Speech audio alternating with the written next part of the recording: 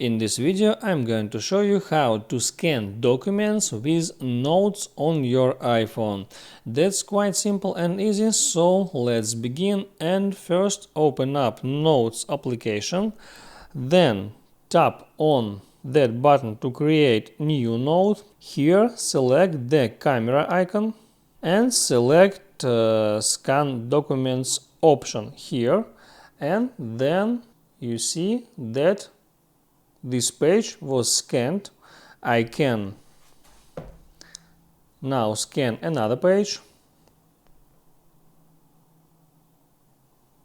and then when I'm finished I can tap on Save button here, and now I can tap and hold on that document, and in the menu that appears select Share, and I can share this document to any person, or I can for example save it to files. Select that option, select a name for this document and tap Save, and now I can find the documents in Files.